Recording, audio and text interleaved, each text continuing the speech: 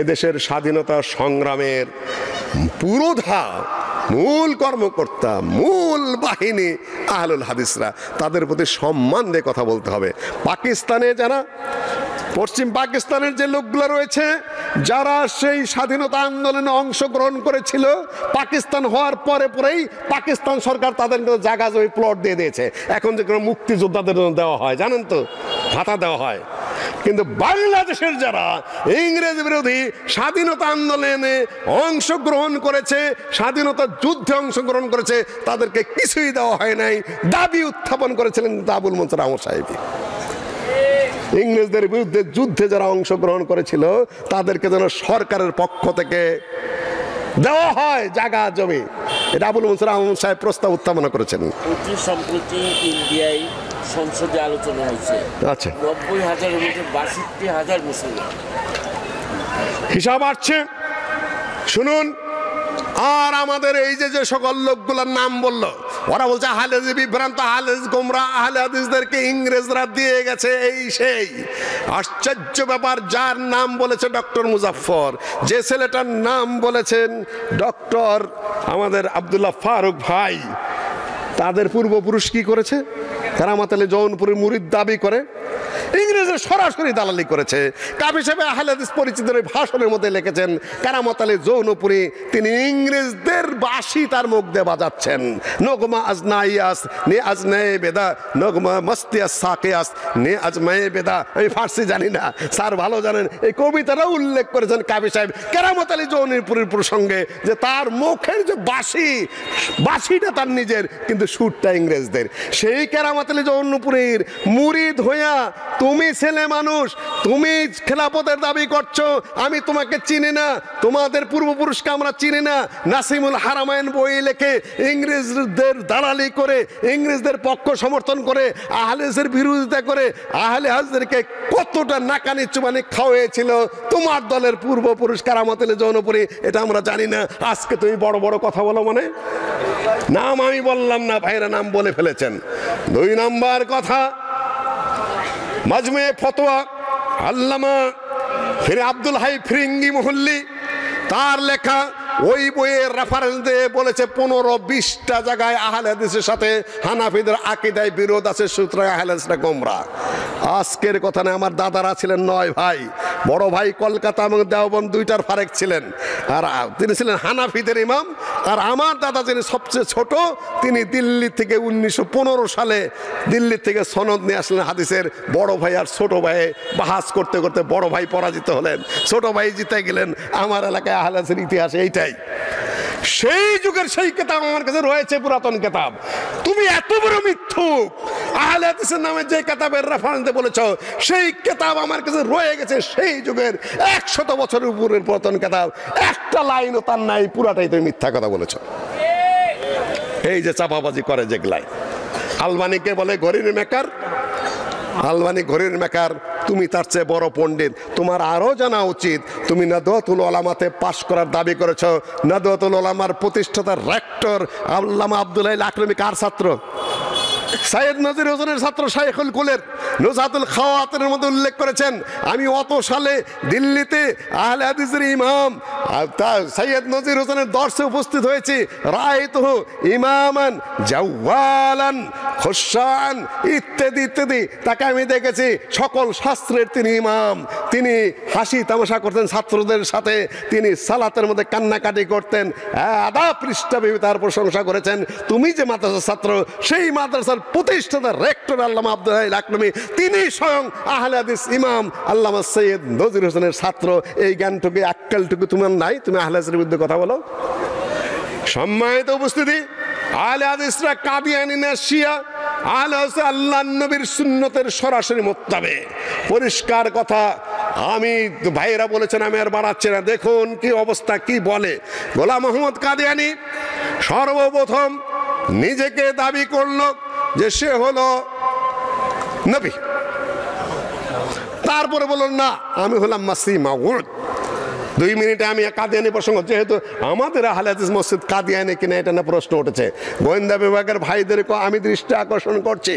গোলাম মোহাম্মদ দলিল প্রমাণ কি ব্যবহার করলো সেগুলো আমি বাদ দিচ্ছি, আজকে আমার হাতে সময় নেই, শর্টে বলে যাচ্ছি।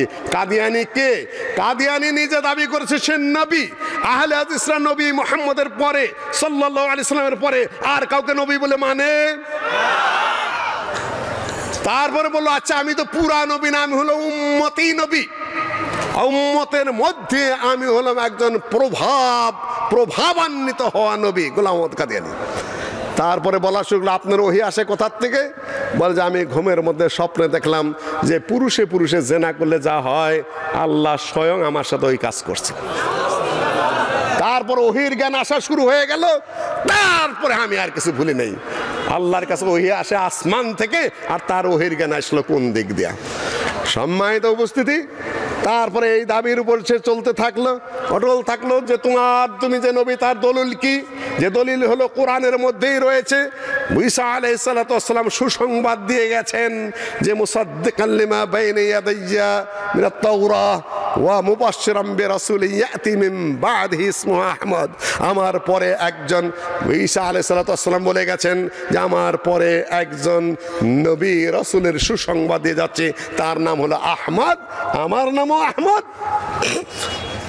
আমার দাদার খালাতো ভাই মৌলভী জহুরুল হক সাহেব দেওবন্দের ছাত্র, উনি বলেছেন যে 11 দিন ব্যাপী বাহাস হওয়ার পরে কাদিয়ানীদের কুতর্কের মুখে যখন হানাফিরা টিকতে ছিল না, তখন ওই সানাউল্লাহ অমৃতসরীকে ডেকে আনতে হয়েছিল। তার নিজের মৌখিক বিবরণ। আল্লামা সানাউল্লাহ অমৃতসরী দেওবন্দের শাইখুল হিন্দ মাহমুদুল হাসানের ছাত্র। দেওবন্দের ফতোয়া অনুযায়ী, তৎকালীন ফতোয়া অনুযায়ী আহলে হাদিসের পিছনে হানাফিদের সালাত পড়া জায়েজ।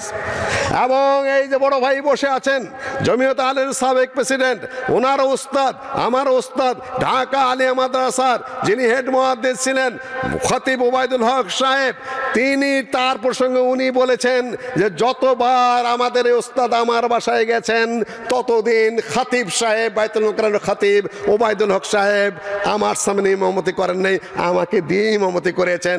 জমিয়তে আহলে হাদিসের সাবেক প্রেসিডেন্টের পিছনে, তখন তিনি প্রেসিডেন্ট হন নাই, তার পিছনে যদি বাইতুল মুকাররমের খতিব ঢাকা আলিয়া মাদ্রাসার হেড মাওলানা যদি সালাত আদায় করলে যে তার জন্য জায়েজ হয়, বাংলাদেশে এমন কোন হানাফি আছে যার সালাত আহলে হাদিসের পিছনে হবে না?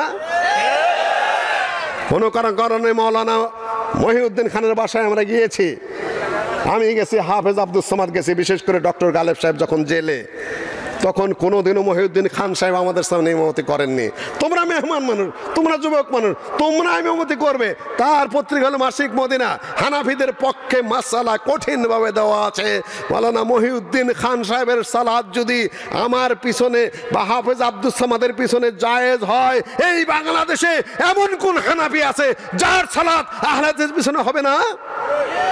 হিংসার বাণী ছড়াচ্ছেন আর আপনারা বলছেন আহলে হাদিসরা কাদিয়ানি। বাহাস শুরু হয়ে গেল। আমার কাছে 60টি রেকর্ড আছে বাহাসের, সানাউল্লাহ অমৃতসরীর সিরাতে সানাইয়ের মধ্যে, তার মধ্যে 20টাই হলো কাদিয়ানির বিরুদ্ধে। সানাউল্লাহ অমৃতসরী সাহেব বাহাসের মধ্যে বাহাস শুরু হয়ে গেল। বাহাসের মধ্যে জিজ্ঞাসা করছেন যে আপনি যে নবী তার প্রমাণ কি? বলে যে আমার নাম আহমদ, আর যিনি আসবেন পরবর্তী তার নামও আহমদ। দেখুন তারা দলিল দিয়েছে, কাদিয়ানীদের তাফসিরের মধ্যেও বলেছে যে হাদিস এসেছে ইসমু আহমদ, বুখারী শরীফের হাদিসে এসেছে কিতাবুল মানাকিবে আনা মুহাম্মদ, আনা আহমদ, আনাল মাহি, আনাল হাশির, আনাল আকিব ইত্যাদি 5টি নামের বিবরণ এসেছে। তর্জমার সময় নেই, সব নাম বাদ দিয়ে শুধু আহমদের উল্লেখ করে সহিহ বুখারীর দলিলও দিয়েছেন। বলছে আমার নাম আহমদ, সুতরাং আমি সেই নবী। সানাউল্লাহ অমৃতসরী বলছেন যে তোমার নাম তো আহমদ না, গোলাম আহমদ। উনি বলছেন যে গোলাম বাদ দাও, তাহলে কি থাকে? যে খালি আহমদ থাকে। যে তাহলে আমার নাম কি? যে আমার নাম সানাউল্লাহ, যে সানাউল্লাহর সানা বাদ দাও, তাহলে কি থাকে? কি থাকে? এখন যদি আমি বলি আমি আল্লাহ হয়ে বলতেছি, তোমাকে আমি নবুয়ত দেই নেই, তাহলে কি করবা? বেওকুফ হয়ে গেল এই বেটা। 1907 সালের কথা। তখন এই সানাউল্লাহ অমৃতসরীর সাথে বাহাসে বানামে জানাব মৌলভী সানাউল্লাহ অমৃতসরী সালামুন আলা মান ইত্তাবাল হুদা, আসসালামু আলাইকুম বলে নেই। কেন সানাউল্লাহ অমৃত সাহেবকে সানাউল্লাহ অমৃতসরী সাহেব অল ইন্ডিয়া আহলে হাদিস কনফারেন্সের প্রতিষ্ঠাতা সেক্রেটারি জেনারেল। আজকে যে আমরা চিনি কাকে? আমরা চিনি ডক্টর জাকির নায়েককে।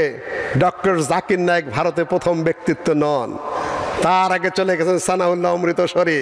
খ্রিস্টানদের সাথে, ইংরেজদের সাথে, আরিয়াদের সাথে, হিন্দুদের সাথে, কোরআনিদের সাথে, ন্যাচারালিস্টদের সাথে, সকলের সাথে একদম বাহাজে সবাইকে পরাজিত করেছেন সানাউল্লাহ অমৃতসরী। সানাউল্লাহ অমৃতসরীর পথ দেখেছেন আহমদ দিদার, তারপরে কিছুটা একটা সাইড মাত্র এই যে ডক্টর জাকির নায়েক সেগুলো সব সংগ্রহ করে তার ভাষায় তিনি উপস্থাপন করেছেন।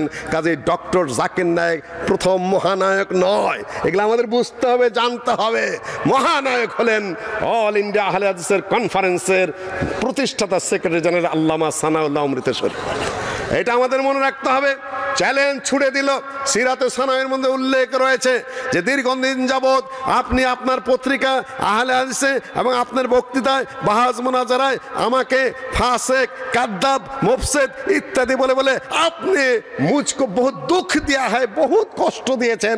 শেষ পর্যন্ত আমি আপনার সাথে মোবাহেলা করছি, দুইজনের মধ্যে যে হকপন্থী সে যেন বেঁচে থাকে আর যে বাতিলপন্থী সে যেন আল্লাহর গজবে মারা যায়। সানাউল্লাহ অমৃতসরী সাহেব সেই চ্যালেঞ্জ গ্রহণ করলেন। 1907 সালের ঘটনা। তারপরে কিছুদিন পরেই তারিখ এখন 1908 সালের সম্ভবত মে মাসে লাহোরে তার এক ছাত্র ডাক্তার মির্জা ইয়াকুবের বাসায় কলেরা হয়ে পায়খানা করতে করতে গোলাম মোহাম্মদ কাদিয়ানী নাপাক অবস্থায় মারা গেল। আর হানাফি ভাইরা এখন বলে আহলে হাদিসরা কাদিয়ানী। কাদিয়ানী মূল্য কারাতে শিয়ার বিরুদ্ধে অগণিত অসংখ্য বাহাস সানাউল্লাহ অমৃতসরী সাহেবের। আল্লামা ইহসান ইলাহি জহির পাকিস্তানের আহলে হাদিস বিরাট নেতা। শিয়া ওয়াল আহলুল বাইত, শিয়া ওয়াস সুন্নাহ, শিয়া ওয়াল কোরআন, শিয়ার উপরে কতগুলা বই পুস্তক রয়েছে। এখন এই দেশের লোকেরা বলে কিছু কিছু হানাফি এবং সরকারকেও বুঝিয়েছে যে এরা হলো শিয়া। শেষ পর্যন্ত লাহোর না কোথায় কনফারেন্স হয়েছিল, সামনে বিশাল কনফারেন্স। আল্লামা ইহসান ইলাহি জহির, তার ছোট ভাই ডক্টর ফজলে ইলাহি সৌদি আরব আমার থিসিসের গাইড ছিলেন, স্যার জানেন সব কিছু, মুস্কি মুস্কি হাসতে। তাদের ভাষা, তাদের বক্তব্য, তাদের বাক্য, হিসাব কিতাব সব কিছু মাপা থাকতে হবে। মাঝখান থেকে কোন পোলাপানে কি বললো না বললো ওইটাই যদি আপনার আদর্শ হয়, নো মাঠে মারা যাবেন। এই দেশের মানুষ ছেলেপেলেরা কিছু অস্ত্র ধরেছিল না? অস্ত্র হাতে নিয়েছিল কিনা? 64 জেলায় বোমা মেরেছিল কিনা? পরামর্শ কে দিয়েছিলেন? সম্ভবত জমিয়ত আহলে প্রেসিডেন্ট তখন স্যার নিজে, যখন এই দেশে 64 জেলায় বোমাবাজি হয়েছে তখন এই দেশের সবচেয়ে বৃহত্তর আহলে হাদিস জামাতের প্রেসিডেন্ট কে ছিলেন? সম্ভবত বাস্তবেই ওনার মুখে আমি শুনতে চাচ্ছি সম্ভবত কয়া উনি ছিলেন প্রেসিডেন্ট। আহলে হাদিস ছেলেরা যদি বোমাবাজি করে এবং সেটা যদি বৈধ হয় তার নির্দেশ কোথা থেকে আসবে? জবাব কি? তার কোথা থেকে? ওখান থেকে আসতে হবে। উনি নির্দেশ দিয়েছিলেন? স্যারকে বলে আপনি নির্দেশ দিয়েছিলেন কিনা? আমি খুব মনে আছে পরিষ্কার। হ্যাঁ, 11টার সময় আমাকে ঢাকা থেকে টেলিফোন করছেন এনএসআই এর লোকেরা যে আপনি কি এই খবর রাখেন? আমি শুনলাম। আপনি কি মনে করেন? তুমি এটা সাউন্ডে বলে দিন। আচ্ছা, তো তুমি আপনি কি মনে করেন? আপনার কি মন্তব্য? আচ্ছা ঠিক আছে। স্যারই তখন প্রেসিডেন্ট ছিলেন। হুম, আচ্ছা, আপনার কি মন্তব্য? আচ্ছা ঠিক আছে, আমি বল দিচ্ছি। কিছু বলির পাঠা করেছে কেন? আমার মুখে বেরিয়েছিল। আচ্ছা দেন, একটু ধৈর্য ধরতে হবে আপনাদের। কিছু জিনিস আমি ক্লিয়ার করে দিয়ে যাই। গোয়েন্দা বিভাগের লোক অত খুচরা কাজ করলে হবে না, যেখান সেখান থেকে কথা জায়গা থেকে আসতে হবে। গোয়েন্দা বিভাগের পক্ষ থেকে আমাকে জানতে চাইলেন ওই দিন যেদিন 64 জেলায় একসাথে বোমা পাঠানো হয়েছিল। তো আমাকে বললো যে আপনি কি বাংলাদেশ জমিয়ত আহলে হাদিসের সভাপতি? হ্যাঁ। আপনি কি খবর রাখেন যে আজকে এরকম হয়েছে? হ্যাঁ, আমি খবর শুনেছি। আপনি কোথায় অবস্থান করছেন? ওই রাজশাহীতে। কেন? আপনি জমিয়ত আহলে হাদিস ঢাকার সভাপতি না? হ্যাঁ, আমি আমার কর্মস্থল তো রাজশাহীতে। আমি তো রাজশাহী ইউনিভার্সিটির প্রফেসর। ও আচ্ছা, তো আপনার কি মূল্যায়ন, আপনি কিভাবে দেখেন এই ঘটনাটা? তাই বললাম যে কিছু মানে নিরীহ মাদ্রাসার ছাত্রকে কেউ খেলিয়েছে, হয়তোবা কেউ খেলিয়েছে, কেন খেলিয়েছে বলে আপনি মনে করেন? আমি বললাম যে আমি তো মোটামুটি লোক, আমি আওয়ামী লীগ এবং বিএনপি এদের মধ্যে থেকে এই কামড়াকামড়িটা এটাকে জয় পরাজয় ব্লেম গেম যেটাকে বলে এটাই কিছু করেছে, কিন্তু কাজে লেগেছে ওই নিচের দিকে মাদ্রাসা অবুধ ছেলে না, যারা হয়তো কিছু ব্যবস্থা করেছে কিন্তু অর্থ বুঝিনি, তাদেরকে দিয়ে এই কাজটা করা হচ্ছে। ধন্যবাদ। কিন্তু করালো কারা? আজকাল যদি ডক্টর প্রফেসর শামসুল আলম সাহেবের নির্দেশ নেই, আসাদুল্লাহ গালেব সাহেবের নির্দেশ নেই, সালামি সাহেবের নির্দেশ নেই, মুসলিউদ্দিন তো তখন সাধারণ মানুষ, এখনো সাধারণ, অসাধারণ কখনো না। তার পিছন থেকে একটু ষড়যন্ত্র করে বলে সারদের ধারণা, মুজাফরের ধারণা, কিন্তু ষড়যন্ত্র ধ্বংসের নয়, গঠনের। তাহলে নির্দেশ দিল কে? ওরা কারা? কি লেখাপড়া, কি বোধ শক্তি, কি প্রজ্ঞা আছে, জাতীয় এবং আন্তর্জাতিক পর্যায়ে তাদের কি জ্ঞান আছে, কি বুদ্ধি আছে? লাফালাফি করো না, বারবার বলছে আমাদের ভাইরা বন্ধুরা। কি জ্ঞান নিয়ে তোমরা রাস্তায় নেমে বললে 64 জেলায় বোমা মারতে হবে? পাগলামি বাদ দিতে হবে। আমার সুপারভাইজার ছিলেন, আমার থিসিসের গাইড ছিলেন, এক্সটার্নাল ছিলেন আব্দুর রহমান ফেরোয়াই ডক্টর, বলতেন খেজুর ঘন ঘন, এ দাড়ি ধূপ সে থোড়া ही पक्का है ना मुस्लिउद्दीन साहब, এ দাড়ি ধূপ সে থোড়া ही पक्का है ना। এই দাড়ি কিন্তু আমার রৌদ্রে পাকা নাই, বয়সে পাকছে, অভিজ্ঞতায় পাকছে। এই দাড়িগুলো যে পাকছে, জ্ঞানে পাকে নাই, বুদ্ধিতে পাকে নাই, বিদ্যায় পাকে নাই। তোমরা কয়েকজন পোলাপানে যাতা বলে যাবে, যাতা করে যাবে, নো। দেখেন কি সমস্যাগুলো হয়ে গেল গোটা জাতির উপর। কাজেই সুশৃঙ্খল পদ্ধতিতে আমাদের ফিরে আসতে হবে। জায়গায় জায়গায় যারা যারা যে নামে যায় সাইনবোর্ডে আছে না কেন, কাছাকাছি আসার চিন্তা ভাবনা আমাদের করতে হবে, এবং বিক্ষিপ্ত এবং বিচ্ছিন্ন বক্তব্য এবং কথাবার্তা আমাদের বন্ধও করতে হবে, আমাদের শোনাও কম শুনতে হবে। ভাই এক্সেলের নাম দূর থেকে বলেছেন, দাজ্জালের নামে কোনো গবেষণা আছে কিনা, দাজ্জালের নামে কোনো ডিপার্টমেন্ট আছে কিনা, দাজ্জালের নামে কোনো ফ্যাকাল্টি আছে কিনা। আগে আমি বলি, হ্যাঁ দাজ্জালের নামে এখন জামিয়া দাজ্জালিয়া খুলে দাও, একটা দাজ্জালের ইউনিভার্সিটি। ফাউল কথার তো একটা সীমা থাকা চাই। দাজ্জাল যখন আসবে এমনিতেই দেখা যাবে। বাচ্চা যখন জন্মগ্রহণ করবে তখন উনি সেই কাউ কাউ করা শুরু করে দেবে, ওয়া ওয়া শুরু করে দেবে। তোমার দাজ্জাল খুঁজা বাই করতে হবে নাকি? মেহেদিন নাকি জ্বর আইছে, মাহাদিন নাকি বিয়া করবে, মাহাদিন নাকি দাড়ি গজাছে, মাহাদিন নাকি এখন হাসপাতালে আছে, কয়দিন পরে বাইর হয়ে এই দেশকে একেবারে একাকার করে দেবে। বাদ মাহাদিকে সমর্থন দেওয়ার জন্য তোমরা প্রস্তুত হয়ে যাও। পাগল হয়ে গেল এক শ্রেণী, বেউকুফের মতো, আহাম্মকের মতো। কেউ কেউ তো ভাইয়েরা অ্যারেস্ট হওয়া পছন্দ করি নাই, ছেড়ে দিন এটাই দাবি করব। ব্রেনে কিছু সমস্যা হয়েছে বলে আমার মনে হয় আজকে দাজ্জাল আসতেছে, কালকে মেহেদি আইতেছে, স্বপ্নে করোনা দেখা গেছে, তারপরে কিয়ামত কত তারিখে আইতেছে, দিন তারিখ নির্ধারণ, তারপরে করোনার চিকিৎসা নেওয়া যাবে না, তাহলে নারী নাকি পুরুষ হবে, পুরুষ নাকি নারী হবে। তারপরে খবর আসলো যে যদি বি পজিটিভ হয় রক্ত, তাহলে তার দিন ধর্ম ইমানদারি ভালো থাকে। শতকরা 70% হিন্দুর রক্ত বি পজিটিভ। গবেষক ওইগুলাই ছড়ানো হচ্ছে। ইউ আর নট আহলে হাদিস। সৌদি আরব আহলে হাদিসরা এত বাজে কথা, ফাউল কথা বলে না। আহলে হাদিস কি? আল্লাহ নবীর যুগ থেকে এই পর্যন্ত মাযহাব আগে না আহলে হাদিস আগে? কোনটা আগে? ভাই বলেছেন কিছু কথা, আমি আর সেখানে বলতে চাই না। ভারতের এক বক্তার বক্তব্য আমার খুব ভালো লেগেছে। ছেলেটার নাম জালাল নাম বোধ হয়, রাহুল তাকায় আছে আমার দিকে, পাকিস্তানের বোধ হয় দেওবন্দের ফারেক বেলা দাবি করে। ওর বক্তব্যটা আমার বেশ ভালো লেগেছে। ছোট মানুষ, ও कहते हैं कि अहले हदीस कौन है? ये तो है हनफी, ये है शफी, ये है मालिकी। बैग बड़ा कुरान और हदीस के समंदर है, यहाँ से 4 नहरें निकले हुए हैं। एक है हनफी नहर, एक है शाफी नहर, एक है मालिकी नहर, एक है हम्बली नहर। तो अहले हदीस कहाँ? उन्हें बोलें जे समंदर से तुम निकले हुए हो ना, वो ही अहले हदीस है।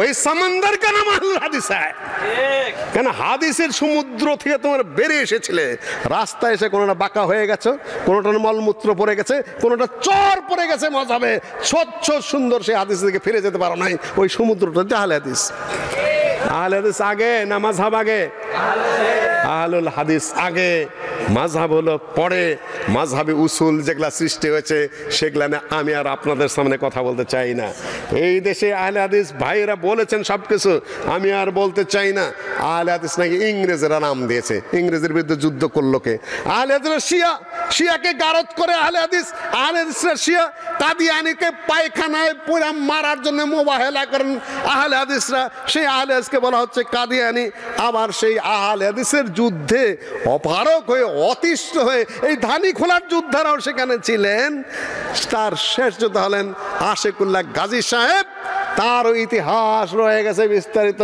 জামালপুরের জসিমউদ্দিন সাহেব 1950 সালে ফিরে আসলেন সেই আফগানিস্তান থেকে সেটা আরাফাতে বিস্তারিত বিবরণ এসেছিল আমি আমার আরবি থিসিসেও সেটা লিখেছি আব্দুর রহমান বিএবিটি তখন সেক্রেটারি জেনারেল শেষ মুজাহিদ আন্দোলনের শেষ ইয়াদগার এটা ছিল হেডলাইন আরাফাতে আমার সেটাতে আমি সৌদি আরব থিসিসে ওইভাবে লিখে দিয়ে এসেছি আল্লামা আব্দুল্লাহ আল কাফি সাহেবের জীবনী লিখে দিয়ে এসেছে যে মুজাহিদদের যুদ্ধে অতিষ্ঠ হয়ে ইংরেজরা দেশ হতে বাধ্য হলো সেই ইংরেজরা আহলে হাদিস নাম দিল